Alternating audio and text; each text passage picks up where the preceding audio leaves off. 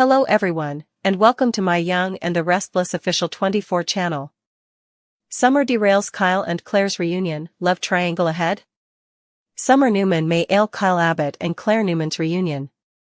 A love triangle may be ahead, so let's talk about how effects might play out.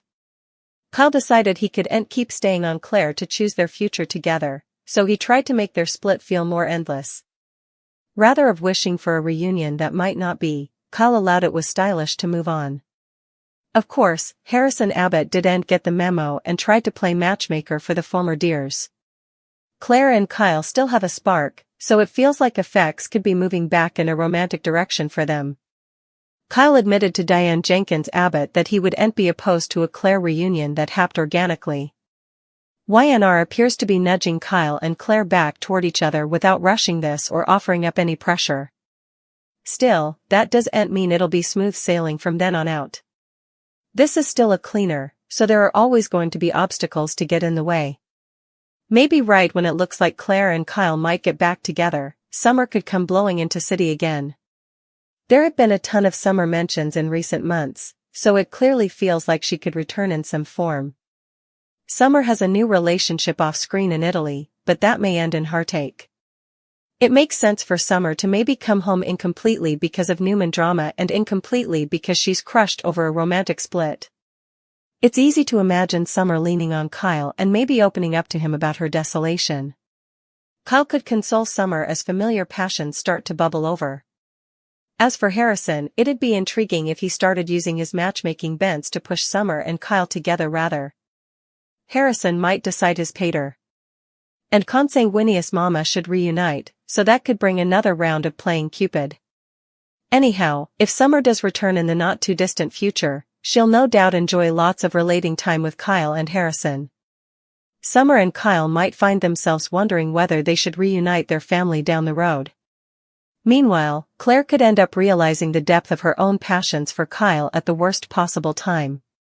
Will Claire discover just how important she wants Kyle for herself when he's falling back in love with Summer? Summer Newman has always had a way of crashing back into Genoa City at exactly the moment when Kyle Abbott thinks he eventually has his emotional life under control, and if history is any companion, her implicit return could explode whatever fragile progress he and Claire Newman are making toward a reunion, setting the stage for a classic Young and the Restless love triangle that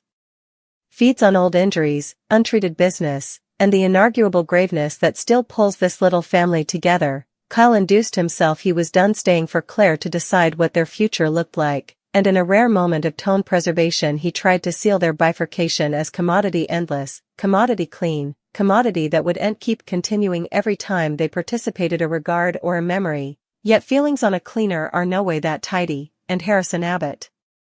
intentionally came the living symbol of the bond Kyle and Claire can't relatively ramify, because the child sees what the grown-ups pretend not to see, the spark that still flickers when they're in the same room, the warmth that lingers in their voices, the sense that this story between them isn't finished. Claire has been scuffling with her own fears and identity, trying to sculpt out a place in the Newman route without losing herself, and Kyle, despite his frustration, hasn't slammed the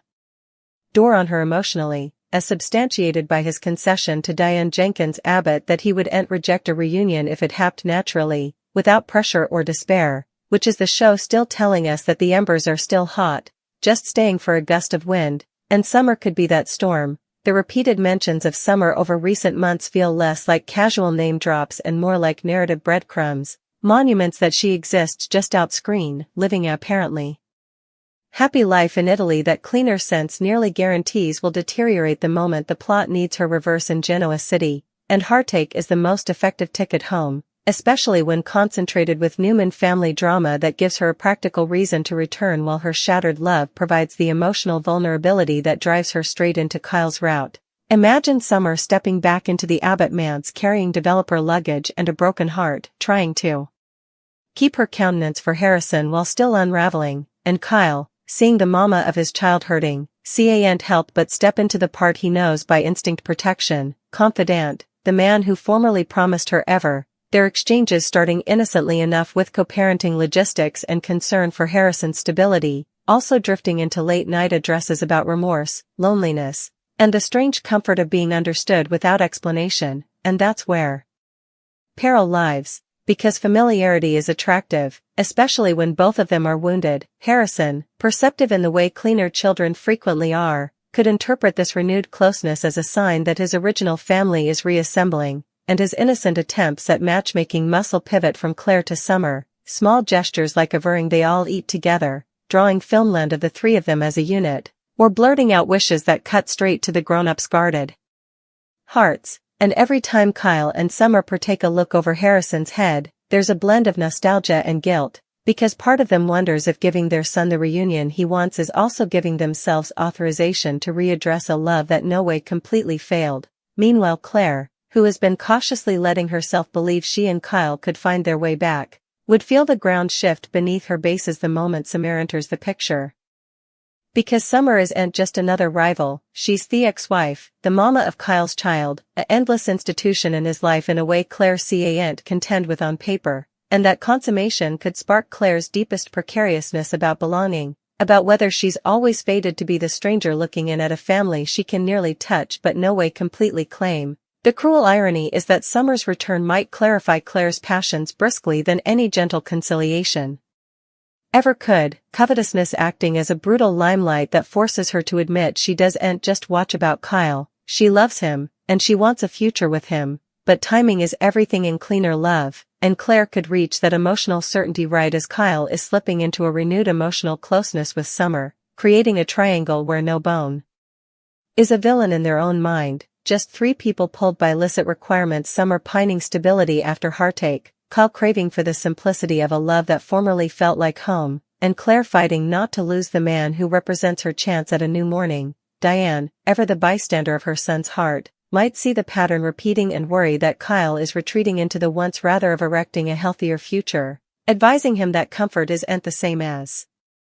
growth, while the Newmans, particularly Victor, could view Summer's vulnerability as influence, subtly encouraging her to lean on family rather than an Abbott reunion that complicates commercial and particular alliances. Yet feelings do'nt observe patriarchal strategy, and the further people try to steer Summer, the more likely she's to follow her heart straight into messy home. Public moments could heighten the pressure. A charity fete where Kyle arrives with Claire only to spend half the night gravitating towards Summer because Harrison needs them both. A extremity involving Newman Enterprises that traps Summer and Kyle working side by side, rediscovering their meter, or a quiet scene where Claire overhears horselaugh from another room and realizes it's the sound of Kyle and Summer participating a private joke she'll no way completely understand. Each incident a small cut that accumulates until Claire has to decide whether to fight for Kyle openly or cover her pride and step back. What makes this triangle especially combustive is that all three characters can justify their choices. Summer can argue she's simply reconnecting with the father of her child during a vulnerable time. Kyle can contend he's supporting his family without making pledges to anyone, and Claire can claim she deserves clarity rather of living in emotional limbo. And the followership is left watching three sympathetic perspectives collide, which is the sweet spot of cleaner drama. If Kyle starts to authentically consider reuniting his original family, the weight of history will press on him. Recollections of his marriage to Summer, the miscalculations they made, the passion they participated, the dream they formerly had of raising Harrison together under one roof, and he'll have to ask himself whether reconsidering that dream is romantic fortune or a turndown to let go, while Claire, faced with the possibility of losing him, might take a bold step, confessing her love without reservation, forcing Kyle into a choice he's been avoiding. And Summer, eavesdropping or seeing this protestation, could witness her own epiphany about whether she truly wants Kyle back or simply fears being alone. The triangle thrives on vacillation, on nearly kisses intruded by phone calls, on admissions delayed by misconstructions, on Harrison innocently tensing the emotional knot with every hopeful smile, and the longer the stalemate continues, the more explosive the eventual decision becomes, because someone will end up agonized. And in Detergent's heartache is no way quiet, it ripples through families, businesses, and alliances. Eventually the question isn't just who Kyle chooses, but what that choice says about the man he's getting. Does he chase the safety of the history with Summer, recognize the complicated but promising future with Claire, or helical in vacillation long enough to risk losing them both? And will Claire discover that her love is strong enough to fight for, or will she preemptively walk down to spare herself the demotion of being alternate place? and is Summer truly back to reclaim her old life, or is her return a diversion on the path to a different fortune? As the triangle tightens, every participated regard, every co-parenting decision, every emotional concession becomes loaded with meaning, and Genoa City thrives on that charged atmosphere, because observers know that when Summer, Kyle, and Claire stand at the center of a romantic storm, no outgrowth is simple, no heart emerges untouched, and the trip, full of craving, remorse, stopgap, and insolvable choices is exactly the kind of laggardly burned chaos that keeps a cleaner alive, leaving us to wonder whether love is about returning to what formerly was, fighting for what could be, or literacy that occasionally the bold act is letting go. As the emotional temperature rises, the triangle stops being theoretical and starts bleeding into every corner of daily life, and that's when the real damage begins, because Kyle can't compartmentalize forever. The more time he spends with Summer under the banner of co-parenting, the more blurred the boundaries become, and what starts as concern over Harrison's adjustment quietly evolves into a habit of leaning on each other for everything, from business frustrations to late-night doubts about whether they've ruined their chances at happiness. And habits are dangerous in Genoa City because they masquerade as inevitability. Claire, watching from the outside, senses the shift before anyone admits it aloud, noticing how Kyle's tone softens when Summer texts, how he cancels plans with a vague apology that always involves Harrison, how conversations that used to stretch effortlessly between Claire and Kyle now feel rushed, distracted, as if part of him is already somewhere else, and that awareness plants a cold knot of dread in Claire's stomach, because she's lived too much of her life feeling like an afterthought to accept that role again without a fight, yet fighting for Kyle means exposing her heart completely, and Claire has spent so long armoring herself against rejection that vulnerability feels like stepping into traffic with her eyes open, so she hesitates, and in soap timing, hesitation is often indistinguishable from surrender. Summer, meanwhile, doesn't initially see herself as a rival reclaiming territory. She frames her closeness with Kyle as survival, two parents stabilizing their child after her return, but emotional honesty has a way of surfacing in quiet moments, like when she catches Kyle watching Harrison sleep and remembers the nights they used to stand exactly like that as a married couple, whispering about the future, and the memory hits with such force that it steals her breath, because the future they imagined didn't vanish, it just drifted, and now here they are again, orbiting the same fragile center. Guilt becomes Summer's shadow, because she knows Claire exists, knows Kyle has been trying to build something new, yet every time he reaches for her hand in reassurance or pulls her into a hug that lasts a second too long, she feels the pull of what they were, and heartbreak has lowered her defenses to the point where nostalgia feels like oxygen. Harrison, blissfully unaware of the adult moral calculus, thrives on the renewed togetherness, his laughter louder, his drawings increasingly dominated by images of his parents side by side, and those small signs of happiness hit Kyle with devastating clarity, because no matter how progressive or modern he wants to be, there's a primal part of him that equates his son's joy with the idea of a united family, and he starts to wonder if denying Harrison that possibility is selfish, if chasing a future with Claire is inadvertently taking something essential away from his child. That internal conflict erodes Kyle's certainty, making him emotionally inconsistent with both women, tender and attentive one day, distant and preoccupied the next, and inconsistency is its own form of cruelty, because it keeps hope alive just long enough to deepen the eventual wound. Claire reaches her breaking point not with a dramatic confrontation but with a quiet realization that she's been editing herself to stay palatable, pretending she's fine with the ambiguity while it eats her alive. And in a moment of rare clarity she understands that loving Kyle shouldn't require shrinking her needs, so she asks him for the truth, not a promise, not a choice carved in stone, just honesty about where his heart is drifting, and Kyle, cornered by sincerity, struggles to answer, because the truth is messy. He loves the woman Claire is becoming, the future she represents, but he also still loves the version of himself that existed with Summer, the man who believed in simple forever. His inability to articulate that distinction feels like betrayal to Claire, even if he never says Summer's name, because silence can scream louder than confession, and Claire walks away from that conversation with tears she refuses to let him see, deciding that she won't compete for scraps of attention, even if it costs her the relationship she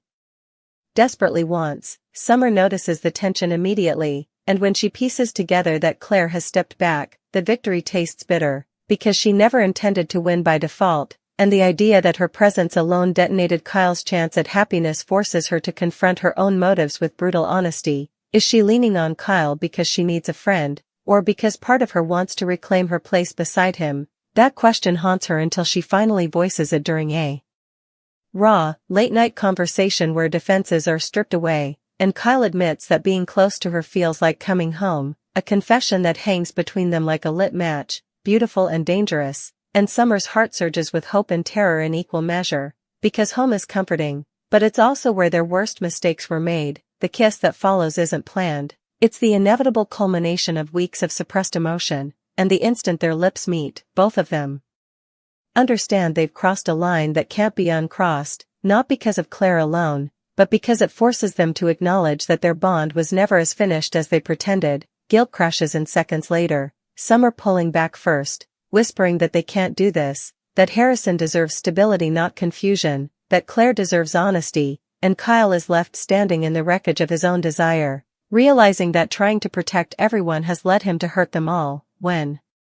Claire eventually learns the truth, and in Genoa City, secrets have the lifespan of soap bubbles, the pain is sharp but clarifying, confirming her worst fears while also freeing her from indecision, and instead of pleading or lashing out, she chooses dignity, telling Kyle that she won't wait for him to figure out which version of his life he wants, because she refuses to be a placeholder while he revisits the past. Her departure creates a vacuum that forces Kyle and Summer to face the reality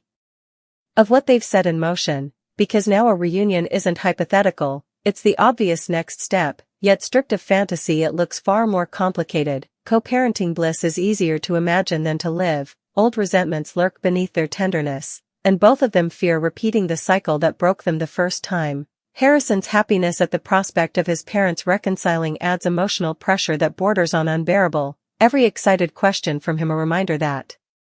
their choices shape a child's world, and Kyle becomes obsessed with the idea of getting it right this time, of proving that love plus effort equals permanence, while Summer worries that trying to engineer perfection will suffocate them faster than chaos ever did. Claire, rebuilding herself outside the triangle, becomes a mirror to their struggle, throwing herself into work, forging new connections, and slowly rediscovering the parts of her identity that existed before Kyle, and her growth unsettles him when their paths inevitably cross, because he sees the strength he let slip through his fingers, the partnership that might have been if timing were kinder. The triangle doesn't end cleanly, it evolves into a lingering emotional echo where every character carries the imprint of what happened, Kyle torn between gratitude for the family he's restoring and grief for the future he abandoned. Summer determined to make the reunion mean something rather than letting it be a nostalgic relapse, and Claire walking forward with scars that harden into wisdom, proof that loving deeply is risky but survivable. In true soap fashion, the story refuses a neat moral, because love in Genoa City is never a simple equation of right and wrong, it's a collision of history, desire, responsibility, and fear. And as Summer and Kyle attempt to rebuild under the hopeful gaze of their son, the question lingers like a heartbeat beneath every scene: are they rewriting their story into something stronger, or just circling back to the beginning, destined to learn the same lessons again until one of them finally chooses a different ending? And just when it seems like the emotional dust might finally settle, the triangle proves it still has one last aftershock waiting, because reconciliation in a soap is never the finish line, it's the beginning of a new test, and Kyle and Summer quickly discover that rebuilding a family under the glow of hope is far harder than fantasizing about it during lonely nights. Their attempt to formalize this reunion forces conversations they once avoided, about trust, about ambition, about the ways they hurt each other before, and every honest admission feels like both progress and a reopening of old scars, especially when outside voices start weighing in, from well-meaning relatives who either champion the reunion as destiny or quietly predict disaster, turning Kyle and Summer's private effort into public speculation that adds pressure to every choice. Harrison, blissfully thrilled, becomes the emotional center of their determination, the living promise that this time they'll try harder, listen better, stay kinder. Yet even his joy can't erase the subtle tension that flickers when Kyle mentions Claire's name in passing, or when Summer catches herself wondering whether she reclaimed her marriage out of love or fear of being left behind. And those doubts don't explode into fights right away, they simmer, surfacing in small silences, in conversations that end too quickly, In nights where they lie awake inches apart but miles inside their own heads, Claire's continued presence in Genoa City ensures the past never fully retreats, and every successful step she takes forward becomes a quiet reckoning for Kyle, because he sees that she didn't collapse without him, she expanded, and that knowledge complicates his happiness in ways he can't confess without